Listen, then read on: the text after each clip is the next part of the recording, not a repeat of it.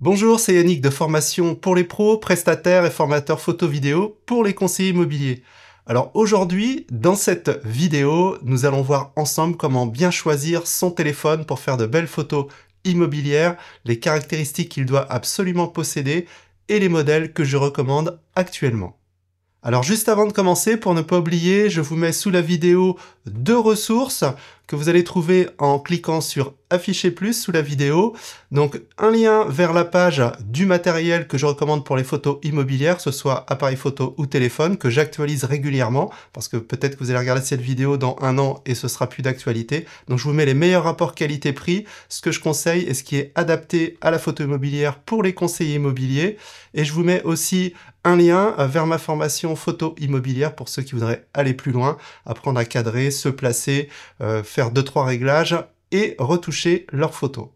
Dernière précision aussi pour éviter certains commentaires, évidemment le mieux est de faire appel à un photographe professionnel spécialisé en immobilier pour faire ses photos immobilières ou éventuellement d'acheter un appareil photo avec un ultra grand angle et de se former, mais force est de constater que la majorité des agents immobiliers font leurs photos avec leur téléphone. Donc le but de cette vidéo, c'est déjà de vous donner quelques bases pour faire mieux et choisir le bon téléphone. Ceci étant dit, si vous êtes prêts, eh bien, on commence tout de suite. Alors, quelles sont les caractéristiques essentielles pour bien choisir son téléphone adapté à la photo immobilière? Alors déjà, on va parler du nombre de pixels. Même si c'est plus trop la question principale, comme il y a quelques années, c'est pas parce qu'un téléphone a plus de millions de pixels sur le capteur qu'un autre qui va être meilleur. En photo immobilière, et notamment si on publie sur les réseaux sociaux ou sur les annonces type Se Loger, Le Bon Coin, etc., on n'a pas besoin d'une résolution énorme. Donc la majorité des téléphones, même ceux entrée de gamme, ont suffisamment de pixels pour avoir des photos de qualité. En fait, plus vous avez de pixels, plus vous pourrez faire des agrandissements et voir la photo en très grand sans perte de qualité. Donc vous voyez, pour la photo immobilière, c'est pas un critère essentiel. Le deuxième critère, par contre, lui, est hyper important en photo immobilière. Il faut que le téléphone que vous allez choisir ait un ultra grand angle. Donc ça, c'est hyper important. Si vous prenez un appareil entrée de gamme avec un seul objectif, généralement, il a un angle assez grand, mais pas assez grand pour faire de la photo immobilière. Donc il vous faut au minimum deux objectifs, un ultra grand angle et un angle, on va dire, classique. Plus vous allez monter en gamme, plus vous allez avoir d'objectifs. Donc par exemple sur les modèles Pro, que ce soit chez Samsung, les Pixel ou les iPhones, vous allez souvent avoir un ultra grand angle, un objectif classique et un téléobjectif. C'est surtout le téléobjectif, en fait, c'est là qu'il y a la différence. Ça va être un zoom x5 par exemple ou x3. Alors ça peut être un plus en photo immobilière d'avoir ce petit téléobjectif, mais le plus important, c'est d'avoir un ultra grand angle. Alors si c'est indiqué sur la fiche technique, vous allez avoir l'angle principal qui est aux alentours de 28 mm à peu près, donc c'est l'équivalent par rapport à un appareil photo plein format. Il faudra que votre ultra grand angle fasse entre 12 et 14 mm. Vous voyez par exemple, ici je vous mets une photo avec l'objectif principal de mon Samsung S21, et ici la photo en ultra grand angle. Donc vous avez vu, c'est pas du tout la même chose. Et dans les petites pièces, eh bien ça va être vraiment hyper important d'avoir ce type d'angle.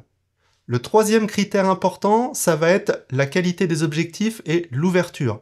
Donc pour faire simple, l'ouverture, c'est la capacité de l'objectif à faire entrer un maximum de lumière. Donc plus le chiffre est petit, donc en général c'est 1.7, 1.8, 2 sur les téléphones, et bien plus ce chiffre est petit, plus il laisse rentrer de lumière, donc meilleur il sera en basse lumière. Donc ça peut être un critère de choix aussi.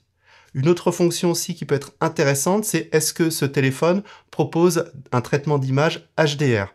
Donc c'est-à-dire qu'il va compiler différentes photos, une sombre, une normale et une très claire pour avoir bien, une photo bien équilibrée. Alors même si on peut le faire en retouche photo, s'il y a une fonction intégrée et qu'elle fonctionne bien, eh bien c'est un plus. Quatrième critère, la stabilisation d'image. Donc certains téléphones n'ont pas de stabilisation en entrée de gamme et d'autres en ont, mais elle est plus ou moins bonne. Donc là aussi, c'est un critère qui peut être important si vous prenez vos photos à main levée. Alors je vous conseille pas, je vous conseille plutôt de prendre, vous voyez, un trépied comme celui-ci qui coûte une cinquantaine d'euros et dessus, vous lui mettez un petit support de téléphone et comme ça, eh bien, vous n'aurez pas de flou de bouger puisque l'appareil sera bien stable et vous pourrez en plus faire un meilleur cadrage. Donc pensez-y, en plus ça fera plus professionnel. Cinquième critère, est-ce que votre téléphone vous permet de faire des réglages? En effet, pour mieux contrôler l'image, notamment quand il y a des gros contrastes, eh bien ça va être important de faire quelques réglages, d'ajuster l'exposition, éventuellement d'ajuster la balance des blancs pour avoir des couleurs justes. Donc si votre téléphone propose nativement ce type de réglage, avec des réglages pro par exemple, eh bien c'est un gros plus. Alors, on peut compenser ce problème si vous n'avez pas ces réglages en passant par une application tierce pour pouvoir faire des réglages un peu plus pointus. Sixième critère qui est aussi important si vous voulez pas vous embêter à retoucher vos photos, ça va être la capacité logicielle de votre téléphone dans le traitement des photos. Donc on sait que certains téléphones sont meilleurs que d'autres, par exemple les Google Pixel sont excellents sur la gestion de l'image, de la luminosité, la gestion du bruit en basse lumière, etc. D'autres marques aussi sont très bons, mais il y a des marques leaders dans ce domaine-là. Et l'utilisation de l'intelligence artificielle aussi devient de plus en plus importante. Donc si vous prenez un téléphone un petit peu plus haut de gamme, eh bien vous aurez accès à ces fonctionnalités et vous aurez un traitement d'image, un rendu d'image qui sera meilleur par rapport à un téléphone entrée de gamme. Donc ça ne veut pas dire pour autant qu'il vous faut prendre un modèle premium, un modèle haut de gamme pour avoir toutes ces fonctionnalités. Déjà en prenant un téléphone milieu de gamme, vous allez avoir de très bonnes photos, à partir du moment où vous faites attention à ce qu'il ait un ultra grand angle et qu'on puisse faire quelques réglages et qu'il soit stabilisé. Si déjà vous avez ça, vous êtes sur de bonnes bases. Alors ce que je vous propose maintenant, c'est de voir actuellement quels sont les modèles que je recommande aux conseillers immobiliers pour faire de la photo immobilière. Donc ces téléphones, je les ai choisis par rapport aux expériences que j'ai eues avec eux. Par exemple, lors de formation, je manipule beaucoup de téléphones et d'appareils photo quand je vais former dans les agences. Donc ça me permet de voir si ces téléphones sont adaptés ou pas, est-ce qu'ils sont faciles d'utilisation, est-ce que le rendu d'image est bon, etc. J'ai moi-même eu plusieurs téléphones et je regarde aussi beaucoup les tests, que ce soit aux États-Unis ou en Europe. Donc je vous propose de me retrouver sur l'écran. Alors juste avant, si vous pouviez liker la vidéo, ça me ferait plaisir parce que c'est des vidéos qui demandent pas mal de boulot. Donc le fait de liker, de commenter, ça me permet de bien référencer la vidéo et de toucher plus de monde. Merci à vous, on se retrouve sur l'écran. Donc on se retrouve sur l'écran, on va voir ensemble les modèles que je préconise en septembre 2024. Donc si vous voyez cette vidéo un petit peu après, c'est pas grave, globalement ce sera la même chose, sauf que ça va évoluer un petit peu. Alors la première gamme dont je vais vous parler et qui est très intéressante en rapport qualité-prix, vous voyez ici, on n'est plus sur des smartphones haut de gamme à presque 1500 €. Donc c'est très abordable et ça reste très bon. Donc là, dans ma sélection, je vous ai sélectionné des marques qui sont reconnues pour leur qualité photo et qui sont adaptées à la photographie immobilière, c'est-à-dire qu'ils possèdent un ultra grand angle, qu'ils ont un bon traitement d'image, qu'ils sont stabilisés et qu'ils ont des caractéristiques qui sont de bonne aloi. Alors, le premier, donc Google Pixel 7a, donc c'est une version un petit peu compacte. Si vous ne connaissez pas la gamme Pixel, donc on a le 7a qui est l'entrée de gamme de chez Pixel. Ensuite, on a le 7 qui est un petit peu différent et le 7 Pro qui possède 3 objectifs. Donc le 7a et le 7 ont 2 objectifs, un objectif classique et un objectif ultra grand angle, donc parfait pour la photo immobilière. Donc après, vous verrez, selon les téléphones que je vais vous proposer, ils sont parfois avec une capacité de stockage de 128 Go, 256 Go ou plus. Je vous conseille de partir minimum sur 128 Go pour avoir de la place. Et si vous faites beaucoup de vidéos, n'hésitez pas à passer sur 256 Go et à faire un peu de ménage de temps en temps sur votre téléphone. Donc si votre budget est limité, ce Google Pixel 7a est très intéressant. Dans le même ordre de prix, le Samsung Galaxy A54. Donc là, vous avez différentes versions. Donc on a plusieurs objectifs. L'écran est un petit peu plus grand. Sur l'autre, c'est 6.1 pouces. Ici, c'est 6.4. Donc si vous préférez un écran un peu plus grand, personnellement, je préfère, ce modèle est parfait. Vous avez la 5G aussi. et niveau photo, c'est pas mal, hein. Moi, j'avais fait une formation, du côté de Lyon, où ils avaient tous ce téléphone et franchement, j'étais assez bluffé. Il était, quasiment aussi bon que mon S21 FE qui est la gamme au-dessus. Voilà, il y avait juste quelques petites limitations, pour certaines choses, mais en prenant des applications photo dédiées, ben, on pouvait, régler comme on voulait, ce téléphone. Donc bon rapport qualité-prix aussi. Alors juste au-dessus, moi c'est le téléphone que j'ai, hein, vous voyez, j'avais acheté en 25 septembre, bah, il y a 2 ans, cette version-là et j'en suis, toujours très content. C'est fluide, ça marche bien, j'ai 3 objectifs. Donc là, cette fois-ci, j'ai un objectif de plus, j'ai un téléobjectif x3, donc il peut être intéressant, quand on veut faire, ben, des plans rapprochés sans perdre en qualité, hein. Parce que si, vous avez uniquement l'objectif, classique x1, le fait, en fait, de zoomer, avec ses doigts, sur la photo, ça va faire un recadrage, comme si vous recadriez la photo sur l'ordinateur, donc on perd un peu en qualité. Là, on a vraiment un objectif dédié, x3, donc ça permet, eh bien, d'avoir une meilleure qualité quand on zoome et ça permet aussi de faire des petits effets avec, flou d'arrière-plan en prenant le mode portrait et cetera. Donc ça peut être sympa pour faire des photos stylées qui sortent de l'ordinaire, pour vos photos immobilières. Donc si vous le trouvez encore, et là, a priori on le trouve encore, eh bien, c'est un bon compromis. Si vous voulez un petit peu mieux, le dernier Pixel A, le 8, donc alors le 9 est en train de sortir, mais là, au moment où je tourne cette vidéo, c'est le 8A. Donc vous voyez, il est à peine plus cher que le 7A et donc il y a des petites améliorations un petit peu partout et ça reste contenu au niveau du prix. Alors on passe sur les iPhones. Je sais que certains sont pro iPhone. Personnellement, j'aime bien les 2, donc pas de jaloux. Donc là, ben, on monte un petit peu d'un cran au niveau du prix. Alors, je vous conseille de partir, si votre budget est limité, sur une version un peu plus vieille, donc un 13 Pro ou un 14 Pro, 14 Plus. Alors, 14 Pro va être encore un petit peu cher. Et là, en 128 Go, ben, on a un prix qui devient un peu plus raisonnable. Et vous avez aussi, ben, une très bonne qualité photo, le rendu sera un petit peu différent par rapport au Samsung ou au Pixel. Ça, c'est une question de goût, mais ils sont tous très bons. Et d'ailleurs, on pense souvent que pour avoir de meilleures photos, il faut, un iPhone.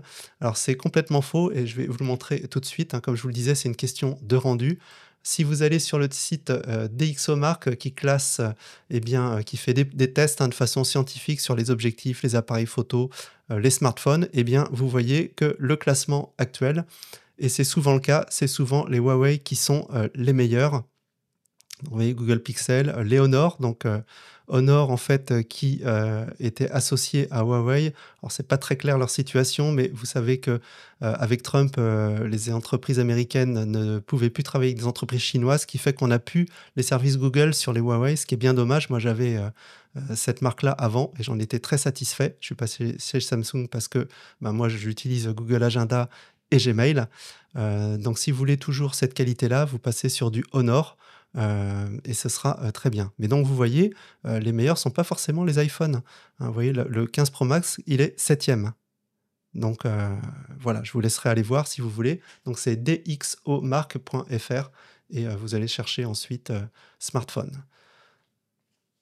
Alors revenons ici, hop, sur nos téléphones. Alors la différence au niveau des iPhones, si vous n'êtes pas familier, donc vous avez les iPhones, donc on va prendre le 15 ici par exemple classique, donc avec 2 objectifs, le 15 Plus avec un écran plus grand et vous avez la version Pro, donc qui a un 3e objectif, donc un téléobjectif, généralement c'est 1x5 en fonction, de la gamme que vous prenez et vous avez aussi, des performances un peu meilleures. Vous voyez, un processeur qui est plus performant, c'est pas la même finition. Voilà, tout est un petit peu mieux, mais c'est aussi, plus cher. Voilà, on monte en gamme et vous avez ensuite le Pro Max qui est cette fois-ci avec un écran plus grand. Alors si vous devez partir, sur un iPhone, personnellement, moi je partirais à partir de la version 15, parce que, on est passé en USB-C et c'est quand même beaucoup plus pratique. On trouve, très souvent, des chargeurs, qu'on soit en formation ou à l'extérieur, quel que soit le type de téléphone. Alors que si vous avez une version antérieure, c'est la prise Lightning iPhone et là, on n'en trouve pas tout le temps. Donc, voilà, c'est plus pratique. Alors autrement, un modèle qui est très intéressant rapport qualité-prix, c'est le Google Pixel 8 Pro. Donc comme le 9 est sorti, il a baissé et là franchement à ce prix-là, c'est très très intéressant. C'est un des modèles phares de chez Google, donc avec un très bon traitement d'image, 3 objectifs aussi, stabilisés, bref, un très très bon smartphone pour faire de la photo immobilière. Donc allez voir un petit peu. Bon, après, il faut aimer le look, mais bon, moi je trouve qu'on s'y fait, c'est pas mal. Alors, un autre modèle aussi qui est assez intéressant, alors c'est pas celui-là que je voulais vous montrer, mais intéressant aussi, le Oppo, c'est la gamme des Honor, donc qui sont quasiment comme les Huawei. Donc le Magic 6 Pro, alors après le look on aime ou on n'aime pas, moi je suis pas trop fan, mais par contre au niveau qualité photo, c'est vraiment excellent. Et qualité générale, vous voyez, 158, c'est un excellent score, Gold 2024. Donc allez voir ce type de téléphone et cette marque, il y a 2 bonnes choses, ils sont très intéressants. Enfin, je termine avec le Galaxy S24 Ultra. Donc là, c'est le top du top aussi au niveau photo. On a beaucoup d'objectifs, c'est stabilisé, le traitement est très bon. Souvent dans les tests, il ressort comme un des meilleurs smartphones du moment. Donc si vous avez le budget, eh bien faites-vous plaisir, vous ne serez pas déçus. J'ai formé une personne qui l'avait et franchement, j'ai été bluffé. C'est vraiment un très bon smartphone. Donc voilà, vous avez une idée des modèles qu'il faut choisir pour avoir de bonnes photos immobilières. Donc tous ceux-ci sont adaptés. Donc choisissez en fonction de votre budget et de vos préférences de marque. Et n'oubliez pas aussi une chose qui va faire la différence, c'est comment vous vous placez, comment vous cadrez, quel réglage vous faites sur le téléphone pour ajuster l'exposition et avoir des photos bien nettes et bien lumineuses. Donc pensez aussi à vous former, je vous mets les liens sous la vidéo si vous voulez apprendre pas à pas à mes côtés. Et moi, je vous dis à bientôt pour une prochaine vidéo. D'ici là, bonne photo et bonne vente. Salut, c'était Yannick de Formation pour les pros.